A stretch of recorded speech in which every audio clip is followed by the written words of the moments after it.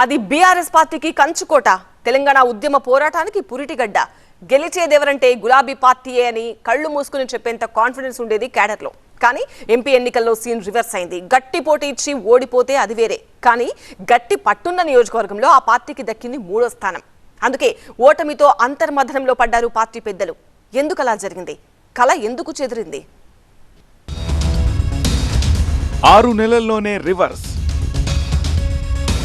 కంచుకోటలో shock, బీఆర్ఎస్లో అంతర్మథనం.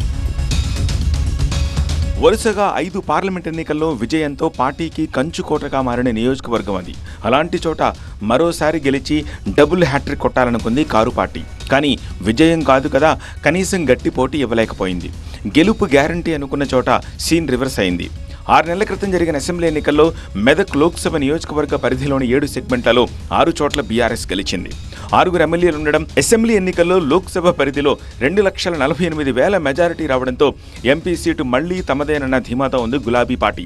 కానీ అంచనాలు తప్పడమే కాదు, అవమానకరంగా 3వ స్థానానికి వెళ్లిపోయింది.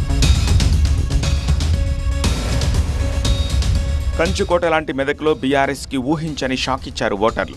రాష్ట్రంలో మిగతా చోట్ల పరిస్థితి ఎలా ఉన్నా మెదక్లో మాత్రం ఖచ్చితంగా గెలుస్తామన్న అగ్రనేతల ధీమాపై దెబ్బ కొట్టారు.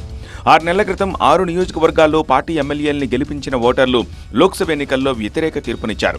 2023 నవంబర్లో జరిగిన అసెంబ్లీ ఎన్నికల్లో మెదక్ లోక్సభ పరిధిలోని సంగారెడ్డి, పటాన్ చెరువు, నర్సాపూర్, సిద్దిపేట, గజ్వేల్, దుబ్బాక అసెంబ్లీ స్థానాల్లో బీఆర్ఎస్ అభ్యర్థులు విజయం సాధించారు. ఒక్క మెదక్ అసెంబ్లీ స్థానంలో మాత్రం కాంగ్రెస్ అభ్యర్థి గెలిచారు. అక్కడ బీఆర్ఎస్ అభ్యర్థి 2వ స్థానంలో నిలిచారు. అసెంబ్లీ ఎన్నికల్లో మెదక్ పార్లమెంటు పరిధిలో బీఆర్ఎస్కి 6,68,950 ఓట్లు వచ్చాయి. 2వ స్థానంలో నిలిచిన కాంగ్రెస్ పార్టీకి 4,20,880 ఓట్లు సాధించింది.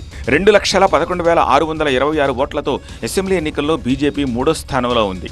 6 నియోజకవర్గాల్లో బీఆర్ఎస్ ఎమ్మెల్యేలు ఉండడం, అసెంబ్లీ ఎన్నికల్లో దాదాపు 2.5 లక్షల ఓట్ల ఆధిక్యత లభించడంతో లోక్సభ ఎన్నికల్లో గెలుపు గ్యారంటీ అనుకున్న బీఆర్ఎస్ అంచనాలు తలకిందులయ్యాయి. అసెంబ్లీ ఎన్నికల్లో గులాబీ పార్టీని ఆదరించిన ఓటర్లు పార్లమెంట్ ఎన్నికలకు వచ్చేసరికి కమలం పార్టీకి జై కొట్టి బీఆర్ఎస్కు ఊహించని షాక్ ఇచ్చారు.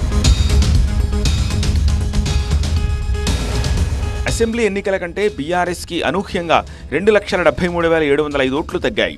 3,95,250 ఓట్లతో 3వ స్థానానికి పరిమితమైంది కారు పార్టీ. ఊహించని విధంగా పార్టీ అగ్రనేతల సెగ్మెంట్లలో కూడా ఓట్లకు భారీగా గండిపడింది. బీఆర్ఎస్ అధినేత కేసీఆర్ ప్రాతినిధ్యం వహిస్తోన్న గజ్వేల్లో అసెంబ్లీ ఎన్నికల కంటే ఈసారి 26,252 ఓట్లు తగ్గాయి. మాజీ మంత్రి హరీష్ రావు ప్రాతినిధ్యం వహించే సిద్దిపేటలో 40,013 ఓట్లు, సంగారెడ్డిలో 55,238 ఓట్లు, పటాన్ చెరువులో 50,806 ఓట్లకు గండిపడింది. నర్సాపూర్లో 34,000, మెదక్లో 36, దుబ్బాకలో 31,000 పైచిలకు ఓట్లు తగ్గాయి. మిగతా చోట్ల ఎలా ఉన్నా మెదక్లో ఈ పరాజయాన్ని జీర్ణించుకోలేకపోతోందట గులాబీ పార్టీ.